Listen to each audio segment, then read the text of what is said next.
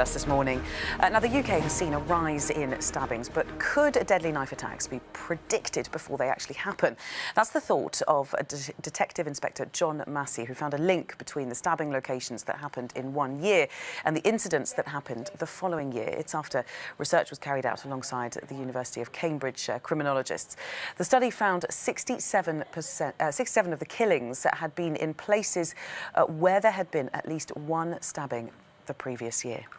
Well, let's get some more on this with Christian Foley. He joins us now via London. He's a spoken word educator, which means he's a global freestyle musician, poet, writer, and he works in schools and prisons in London. He's changed the perception of what we mean by excluded children. Morning to you, Mr. Foley. Thanks for being with us this morning.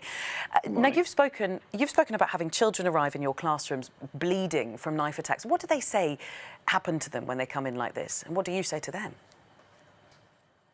It's kind of an open secret that we both know what happened from both sides, but they will never say that they've been stabbed. They'll say they fell on a knife in the kitchen. They'll say it was something else. Often they'll try and hide the wound by stuffing tissues down their tracksuit or whatever.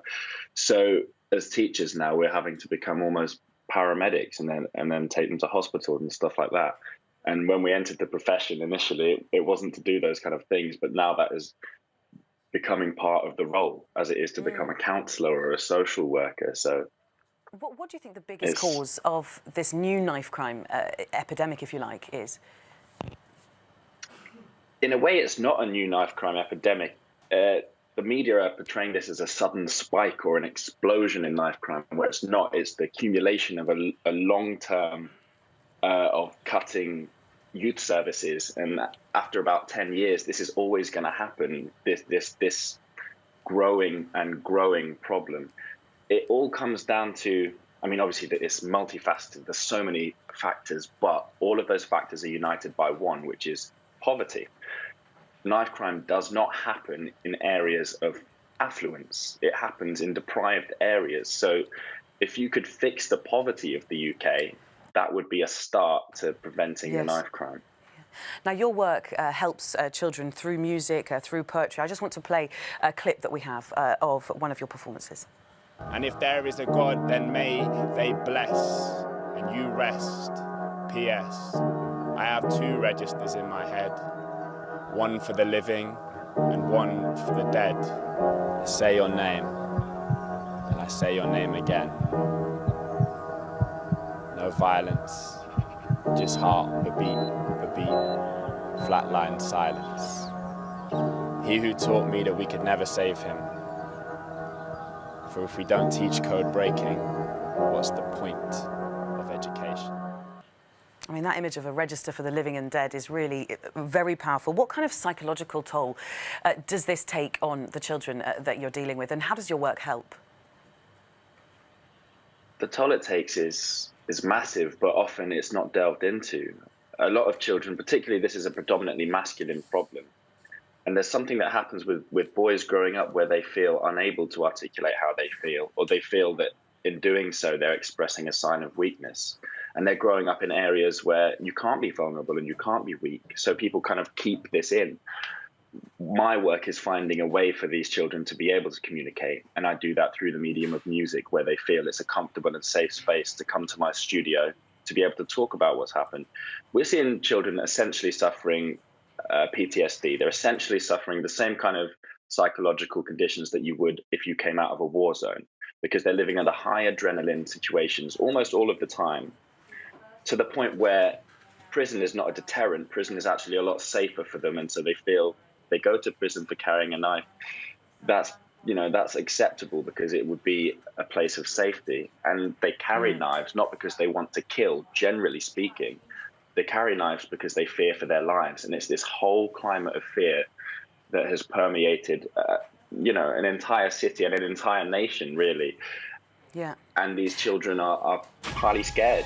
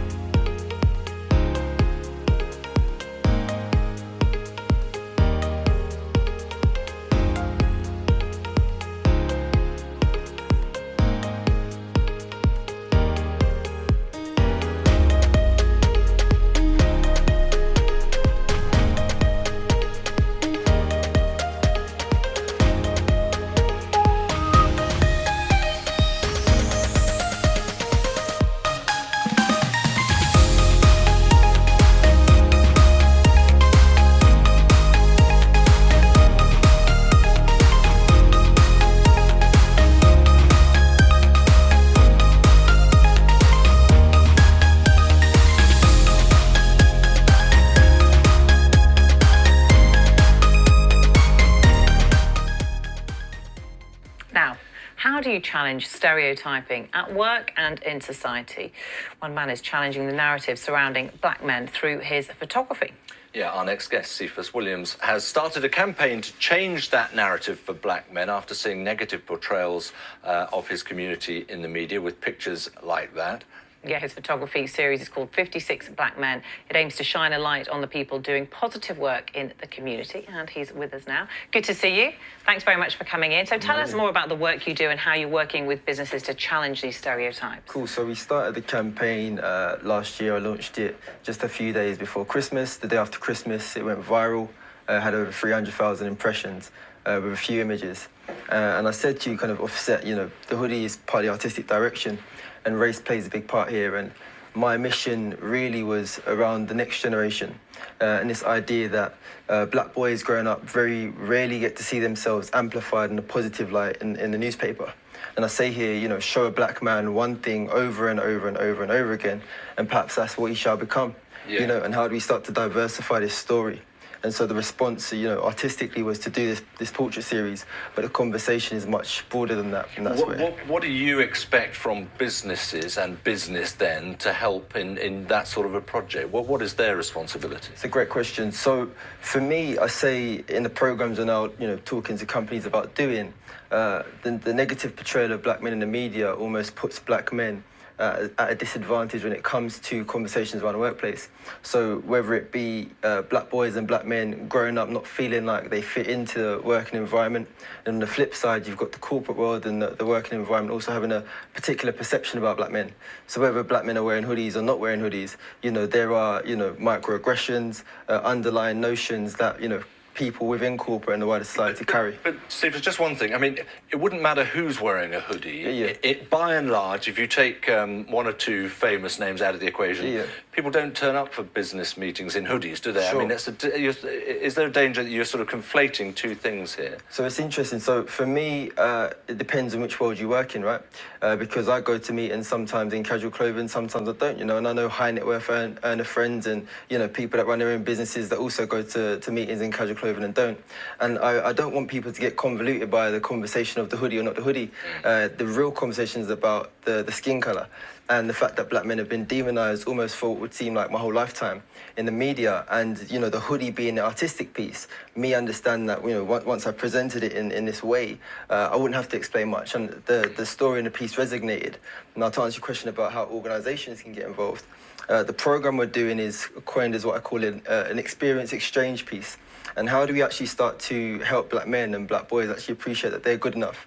And also, how do we start to get organisations to start to look at black men differently, regardless of what they're wearing? And, you know, you've got the narrative of a black man walks into the office, or black people in general, listening to one particular type of music, and they almost have to come into the office and become someone completely different. And how do we start to talk about culture and inclusion and, you know, actually getting black boys and black men to be comfortable and fit into the working landscape a bit better. So tell us more about your programme then to challenge that, to make a difference, because it's a business at the end of the day. Yes. You've got a two-pronged approach for next year. One's a sort of live thing and the other is selling your idea into businesses. So what do they actually have to do? Great question. So the 56 Black Men Live piece wants to bring storytelling and performance arts to the stage. Part of our mission is to put black men at the forefront of that conversation. And so that's 56 Black Men Live. And with the programmes, we're looking at workshops, we're looking at mentorship pieces, we're looking at events held in these corporate companies to almost open the door with regards to the conversation around the black community and particularly black children. And do you think, sorry, Sam, do you think the door is there to be pushed open, or are you finding it difficult? Well, I was going to ask That's a great question. There we go. So, you know, for me, what's been a success with my journey, I've been doing business for about 11 years and I've built up a really senior contact list as such. And I've made some really key allies. And, you know, with what I did with 56 Black Men, it really pushed that conversation from our perspective to what I call a primary agenda. And I'm going to break down something really quickly. So I feel like we've changed the narrative on a primary agenda, which I think generally involves government and media. And I feel like when we articulate something at primary, it can affect what I call secondary, which is what I would coin as, you know, organisations and culture. And then we're looking at tertiary, which is more grassroots. And what we've had a disconnect with in the black community specifically, and for men, is not a strong or solid enough primary agenda. And so now what we're starting to see in organisations is people are calling me and saying, you know, thanks for finally saying black. because for the longest time in the workplace, I felt like I wasn't allowed, and I had to say Yeah. BAME, or I had to say something else. Yeah. And there's a beauty in just on that, compartmentalising the lived experience. really simply, Yeah. when you knock on the door of businesses, Yeah. are they opening it, or are you still finding it's a difficult push? It's a difficult push, you know what I mean? And what's been a success for what I've done is people are actually allies and are not afraid of compartmentalising the conversation. You know, the issue is that a lot of people, you know, we're very happy to talk about black men when it's negative, but when we're starting to do stuff to solve the problems and to actually start to be positive, it's like, let's not be so specific. And we need to get over that. We need to start being more specific, because actually, you know, change won't really happen until we're honest, and the heart knows the truth when it's spoken. And it's about us creating more inclusive, more true and more reflective workplaces led by people who understand the lived experiences of